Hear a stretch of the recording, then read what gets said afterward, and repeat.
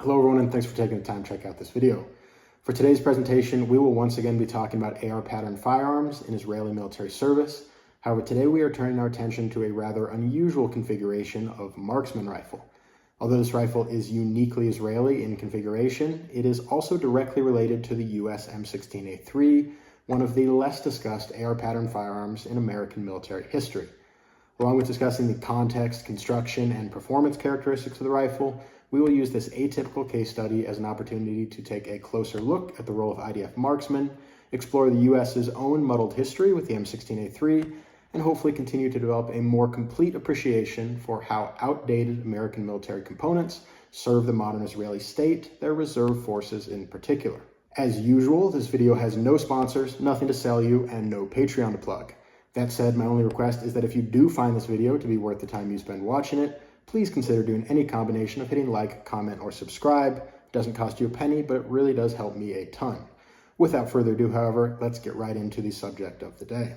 So what the heck are we looking at here? Well, I'll start from the beginning. My favorite thing about having a YouTube channel, modest as it is that I have been afforded the opportunity to interact with people from all over the world. I make videos on subjects that genuinely interest me, and I end up making connections with people who have firsthand experience with those subjects. In my SKS endeavors, I've had the privilege of speaking with Chinese nationals who trained on the Type 56 carbine in college, Serbians who fought with the M5966A1 in Bosnia, and African park rangers that are pulling M21s off poachers in Mozambique. Since the channel's scope has expanded to include American weapons in IDF service, I've had the pleasure of interacting with dozens of current and former Israeli service members, many of whom have been eager to share their knowledge, correct my misconceptions, and in some cases, show off their uniquely relevant weapon setups. In this case, I received a comment a few months ago from an Israeli gentleman who described a Marksman rifle setup I had never heard of before. He sent me pictures of the rifle in question, explained his own relationship with it, and gave me permission to share that with all of you. As you have no doubt already deduced, I did build a functional facsimile of his rifle to test for myself, and here we are today. So, the rifle we are discussing today is referred to in the Israeli Reserves as an M16A3, or A3 for short. Unlike most M16 configurations, however, this is not a general-purpose fighting rifle, but rather a purpose-built marksman's rifle. For my fellow Americans, it should be noted that our military parlance would more specifically categorize this as an SPR, or special purpose rifle, which is a subcategory of marksman rifle generally defined by reduced footprint and intermediate chambering. For the purpose of this video, I will use the term SPR when appropriate in order to better articulate the specific role which I think this rifle is designed to fill. However, I will also broadly refer to it as a marksman's rifle. What matters for now, however, is the simple understanding that the rifle itself is explicitly configured to be used by a designated marksman in order to increase range, penetration, and precision capabilities at a squad level. And as one additional note before we continue, I do want to emphasize from the start that the A3 is a rather niche configuration which has seen limited Israeli service, once again within the reserve forces specifically. The point of this video is not to suggest that this specific weapon is broadly representative of the Israeli inventory, but rather to highlight it as a less significant yet highly interesting footnote in a much larger story. More on that in a bit. For now, let's talk about what goes into it. Fundamentally, this is an M16A2 upper paired with an M16A1 lower or similar. It utilizes a Picatinny carry handle mount to attach a 4x32 power ACOG and includes a proprietary cheek riser which assists the shooter in getting good eye relief with that unconventional optic setup. Additional enablers include a traditional IDF pattern sling and a folding bipod. We'll take a closer look at those components shortly, but that should give us a bird's eye view for now. First, let's answer the obvious question of why the Israelis call this an M16A3. Short answer, that is probably the most historically accurate label for what is going on here. In order to understand why that is, however, we need to take a moment to reflect on America's own muddled history with the third model M16. The thing is, many people have no idea what an M16A3 actually is, and the more you do learn about it, the less clear that particular distinction gets. If you ask most people, they will tell you that an M16A3 is an M16A2 that utilizes a full auto trigger pack rather than the notoriously unpopular 3-round burst mechanism. And fundamentally, this is probably the most accurate definition. The problem is the US military used very small numbers of M16A3s and they weren't always built or marked consistently. For example, while FN did manufacture these rifles under the M16A3 designation, Colt manufactured the same rifles under the designation M16A2E3. Furthermore, a significant percentage of M16A3s were assembled at a unit armor level, which led to inconsistencies in components and construction. And just to put a cherry on top, there was an awkward period in the late 90s and early 2000s in which a number of isolated American units informally adopted the term M16A3 to describe stopgap weapon systems assembled while transitioning between better defined models. These included M16A2 uppers paired with burst-fire M4 lowers, and M16A4 uppers paired with M16A1 lowers, neither of which combination would meet our working definition for an M16A3. In other words, regardless of what it might say on Wikipedia or in a given Army technical manual, M16A3 means different things to different people. The M16A3 issued to a US Navy Seabee in 1999 might have been a completely different weapon from the M16A3 used by US Army Cav Scout in 2003. And if that all sounds a little ridiculous, it is, but the thing we need to remember is that within a larger context, the M16A3 was used on such a small scale that it never really mattered. There was certainly confusion among those who were exposed to it, but the truth is that most US service members never heard about it at all. We thought they just skipped right from the A2 to the A4. In any case, the point of all this is simply to say that when Israeli armors cooked up this little monster, their choice to call it an M16A3 was actually quite appropriate. Whether you define the M16A3 as a full auto M16A2, or rather just as an M16-like amalgamation that doesn't quite fit into any other category, this weapon does fit that bill. So now that we've established what an IDF M16A3 is and why it has that name, let's move on to the more interesting question of why it exists in the first place. There are really two answers to that, but I'll start with the easy one. The most obvious answer is that the IDF doesn't just throw away weapons when they start to show their age. Given their finite resources, cultural values, and the tactical reality they face on the ground, Israelis tend to make the most of what they have. In practice, this often means finding clever ways to repurpose and modernize otherwise outdated weapon systems. That doesn't mean that everything they whip together turns out awesome. In fact, the rifle we're talking about today is probably an example of one of their less successful endeavors. When you consider what they started with, however, the important thing is that these modification packages always make rational sense. It's also important to keep in mind that the IDF Franken rifles are almost always built and issued by reserve units, and getting the most out of limited resources is a tradition of reserve units globally, the US certainly included. That said, we've covered the forced ingenuity of IDF armors quite a bit over the past few videos, so for now let's get back to this specific rifle. In order to more fully understand why the Israeli A3 exists, we next need to take a look at the role of squad-level marksmen in the IDF, and more importantly, the ammunition they use. Although the IDF uses 55-grain M193 type ammunition for general issue, squad-level marksmen are issued M855 type ammunition, which utilizes 62-grain SS-109 projectiles, colloquially known as green tips. And I know that will sound counterintuitive to some. Green tips are not known for inherent accuracy, but remember that precision is not the only consideration in the marksman role. Also important is penetration. Although the 5.56 cartridge is exceptionally good for defeating armor at close ranges, once you stretch it out a bit, it can really struggle with even intermediate barrier penetration. 5.56 at 40 meters is a very different beast than 5.56 at 400 meters. The further that cartridge reaches out, the more likely it becomes that windows, windshields, walls, and doors will interfere with the bullet's flight path. SS-109 projectiles were designed to mitigate this issue and exhibit significantly better barrier performance at distance, at least compared to 55-grain M193. With that in mind, it does make sense to give that specific projectile to marksmen, who are the squad members most likely to engage targets at greater ranges or through intermediate barriers. Either way, the Israeli use of 62-grain ammunition should raise an obvious concern. Anyone who's followed my series on IDF carbines will already be aware that the IDF, its reserve forces in particular, utilize a large number of chopped down M16A1 barrels. And M16A1 barrels of any length utilize the slow 1 in 12 twist rate, which cannot reliably stabilize 62-grain projectiles. In other words, while any AR-15 derivative equipped IDF soldier can use the standard 55-grain ammunition, the 62-grain marksman ammunition can only be used by those soldiers whose weapon barrels have specific twist rates. In practice, this most commonly means the 1 in 7 twist rate found on modern M4 barrels. And that leads to our final problem. Let's say a reserve unit had trouble sourcing an adequate supply of 1 in 7 twist M4 barrels. We already know this has been an issue at times, as evidenced by that previously mentioned widespread use of chopped down M16A1 barrels on carbines. How does a unit facing that supply obstacle equip their marksmen with the 1 in 7 twist rate barrels necessary for their ammunition and doctrine. Enter the M16A2. Although the A2 is arguably the least compelling iteration of the M16, and indeed is not one we see being often utilized by the IDF, particularly in its original configuration, it does happen to include a 1-in-7 20-inch barrel, which is optimized for use with SS-109 projectiles. In other words, if you just can't get your hands on an M4 barrel, you can take one of those American M16A2 uppers that nobody wants, slap it on an M16A1 lower, throw a scope and bipod on there, and you've got yourself a serviceable marksman's rifle, which will stabilize green tips. Is it the best marksman's rifle? No, it's really not, but we'll cover that again in performance. For now, all we need to understand is that for some Israeli units, it may have been the best option available at the time.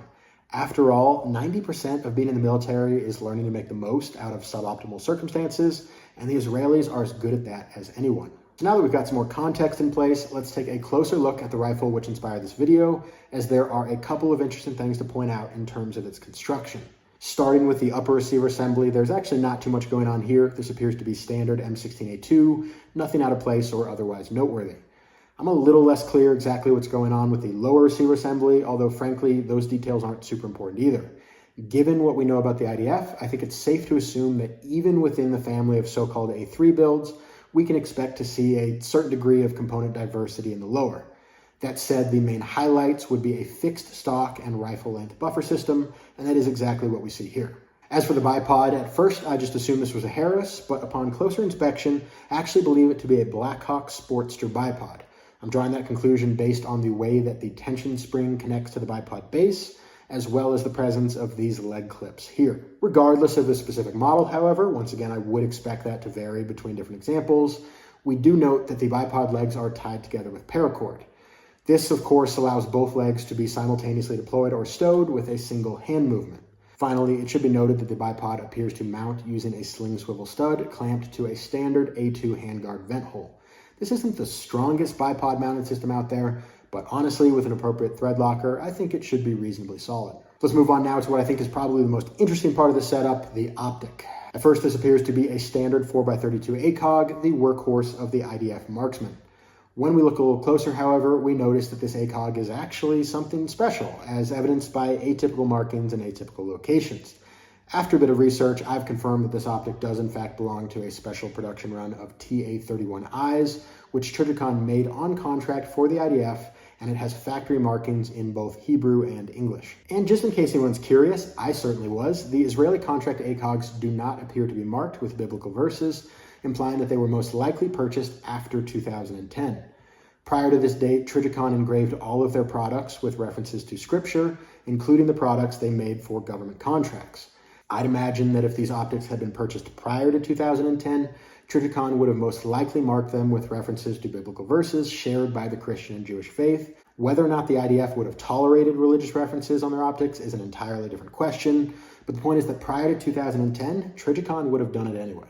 In any case, the next really interesting thing to point out here is exactly how this ACOG is mounted. Obviously, the ACOG is designed in such a way that it can be affixed directly to a carry handle without a supplementary mount, but that does not appear to be the approach favored by the IDF. On all Israeli A3 examples I have seen, the ACOG is mounted to the carry handle using one of several intermediary mounts, in this case a standard Weaver Picatinny rail. This has pros and cons. The main advantage of this setup is that it allows the ocular lens to be pushed further to the rear, which is helpful given the limited eye relief of the 4x32 power ACOG.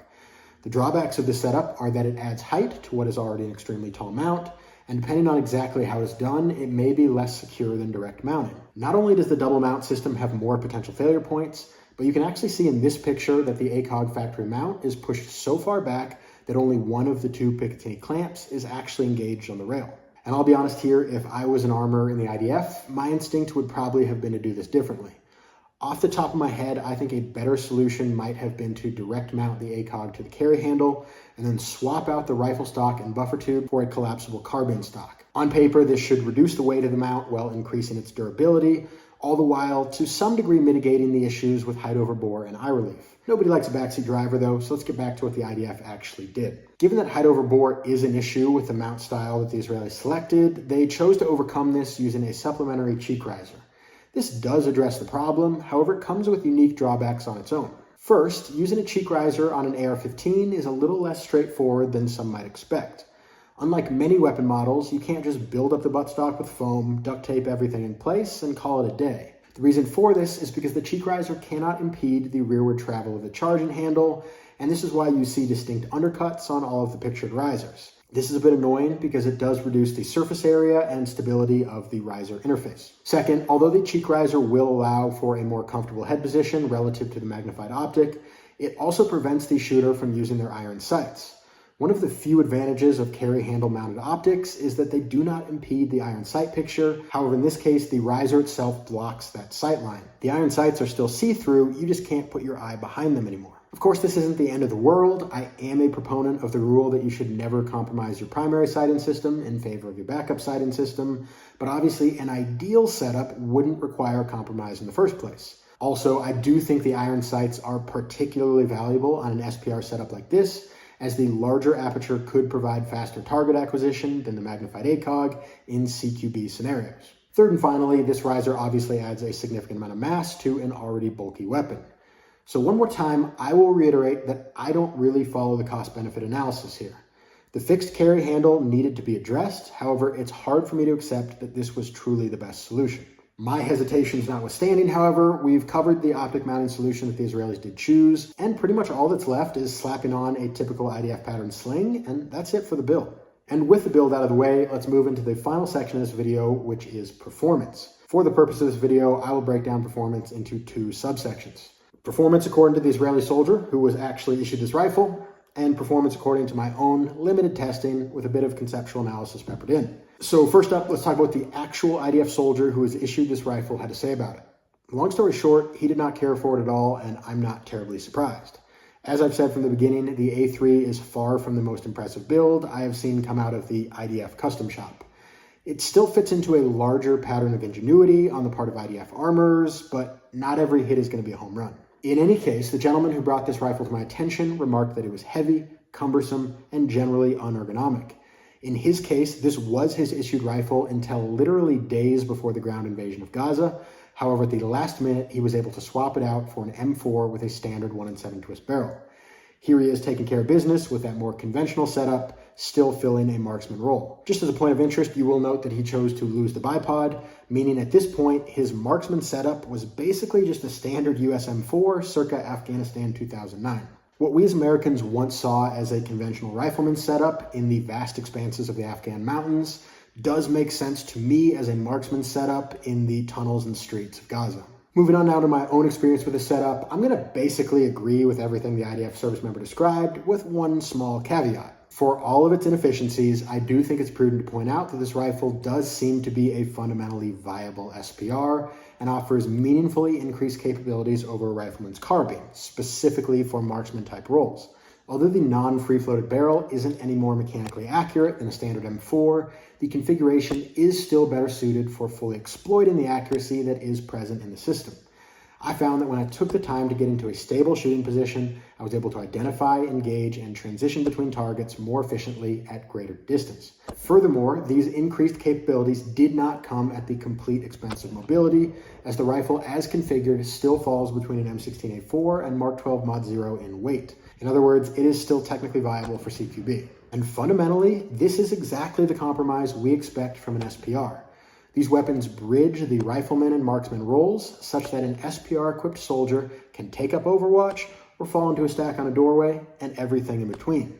Obviously, there are more modern and elegant ways to balance that compromise, but within the context of the equipment shortages that faced some IDF Reserve units, I do think the A3 configuration is a reasonable way to check some basic boxes. In terms of more specific performance notes, I've got just a few to rattle off. Most importantly, many of you may have already noticed that I'm not using a cheek riser in most of these clips, and the truth is I gave up on that feature very early in testing. There are a few reasons for this, but the most important is that I simply came to believe it represented a bad trade-off. The thing is, I think the cheek riser is really just the straw that breaks the camel's back when it comes to the overall balance of this weapon as an SPR. Sure, it adds comfort and repeatability to static shooting positions, but it's just too bulky and obtrusive for dynamic shooting. In my opinion, the cheek riser makes the A3 feel too much like an actual DMR in its limitations, and that is to set it up for failure. The A3 might not be the best SPR, but at least it can kind of fill that multi-purpose role. If, however, you start to treat it like a full-power DMR or sniper rifle and accept the limitations that come with that, it starts to become a fish out of water. For the same limitations in mobility, DMRs should be expected to reach further and hit harder than a 5.56 ever could. And as one additional note, I should mention for my non-American viewers that purpose-built M16 cheek risers are actually very hard to source in the United States. Despite the US market including tens of millions of legally empowered AR-15 owners who are constantly experimenting with different permutations of the platform, almost none of us settle on that particular accessory, and that's why the market doesn't provide them. Not a good sign for the overall utility of the product. If you'll forgive a silly metaphor, to me that would be like discovering that a certain type of maple syrup tap isn't popular in Canada. I'm not thinking, oh, I guess they're missing out. I'm thinking, oh, there's something wrong with that maple syrup tap. If it was good, they would use it. In any case, although I did experiment with some homemade riser designs, I gave up pretty quickly. I found that simply adjusting to an elevated chin weld was more comfortable for most dynamic shooting positions, and when settling into more static positions, I just crossed my support hand over the buttstock to support my head. Not only was that adequate, it actually worked pretty well. Given that removing the cheek riser made the weapon easier to handle and returned my use of the iron sights, I thought this was a no-brainer. As for the unusually precarious optic mounting solution, this actually seemed to work fine. I did experience some issues with the Picatinny adapter loosening under recoil. Hopefully you can see that in this clip. However, that was easily resolved through application of medium strength thread locker. Once that was sorted out, I had no further issues, and I'd cautiously rubber stamp this setup as structurally sound. Furthermore, it should always be noted that Trijicon ACOGs and M16s go together like peanut butter and jelly. I did use an LED illuminated TA02 rather than the correct dual illuminated TA31. However, for my testing purposes, these optics are functionally interchangeable. Like I said, 4x32 prisms and 20-inch ARs are a timeless pairing. Not much to say about the bipod setup other than it works great. Once again, I used a healthy splash of thread locker, but with that in place, the configuration definitely felt good enough for government work. Like all bipods, it was extremely convenient when I was using it and moderately inconvenient when I wasn't. I did use what I believe to be the clone correct bipod in this case, a 9 to 13-inch Blackhawk Sportster mounted to a vent hole clamping sling stud. And other than that, this is basically just any other M16A2 or A3, which in a semi-auto marksman role are essentially interchangeable. It enjoys a remarkably pleasant recoil impulse, courtesy of rifle length gassing and buffering, but carries significant additional weight and size compared to an M4 carbine. And with that in mind, I think the last performance note I want to touch on today is projectile velocity, as this is really the only benefit of the A3 setup that I don't think I could appreciate in testing. For those who are not aware, the terminal ballistics of the 5.56 cartridge are velocity sensitive, which means that the lethality of the round can vary dramatically based on how fast it's going. The Israeli A3 has a 20-inch barrel, which propels 62-grain M855 projectiles significantly faster than the 14.5-inch barrel of the M4, and faster still than the 10.3 to 13.5-inch barrels that are heavily used by the IDF Reserves. This would absolutely lend itself to the designated marksman role, as it means that at certain ranges and against certain target types, a round from a 20-inch A3 would achieve better results than the same round from a 14.5-inch or shorter barrel. This is a very difficult thing to appreciate while shooting at targets made of plywood and paper, but I just want to highlight the fact that in real-world applications, these differences in velocity do have the potential to make a meaningful difference. That compromise between barrel length and velocity is, by the way, the exact reason that the modern US Army has initiated projects like M855 Alpha 1 and the 6.8 NGSW cartridge, both of which seek to squeeze long-barreled results out of short-barreled rifles. But of course, the point here isn't to compare the IDF's M16A3, a weapon which is barely hanging on in the IDF Reserves, with the US Army's next-generation squad weapon systems. The point for now is simply to highlight that while the M16A3 SPR has a ton of drawbacks, particularly compared to something as simple as an ACOG-equipped M4, it does have some less obvious benefits as well. Once again, I don't think those benefits ultimately add up to make that a hard choice, but they should be acknowledged all the same. And with that, let's summarize and wrap up for today. As I said from the beginning, the IDF's M16A3 SPR is the result of limited resources, specifically a shortage of the 1 in 7 twist rate barrels which are necessary to exploit the IDF's chosen marksman ammunition. This setup can only be understood within the context of that shortage. As the IDF has and continues to address the shortage, these obsolete rifles will rapidly disappear from the battlefield if they are not completely gone already. That said, they do still represent a uniquely niche chapter of American weapon utilization by Israeli forces, And even on their own merits, they are nothing to sneer at. Yes, they are quite primitive compared to most modern SPRs and DMRs, but that doesn't mean they aren't capable of creating real effects on a modern battlefield. I wouldn't consider them any more primitive than Tabuks or PSLs, for example, and those weapons will surely remain factors on the battlefield for decades to come. Friends of my channel know that I am first and foremost an SKS enthusiast, which if nothing else means that I have an intimate understanding of the distinction between optimal and effective. Human history is full of accounts in which outdated weapon systems made an outsized impact, and I've always been of the opinion that the most interesting weapons are those that are effective in spite of rather than because of modern design. From that perspective, I do think the Israeli A3 is a fascinating weapon that deserves its footnote in the history of small arms. And that's it for today, guys. As always, I hope you found this video informative, entertaining, or at least worth the time you spent watching it. If you did enjoy this video, I'd greatly appreciate it if you took the time to let YouTube know by hitting any combination of like, subscribe, or comment. Other than that, thanks again for taking the time to check out this video, and I hope you have a great rest of your day.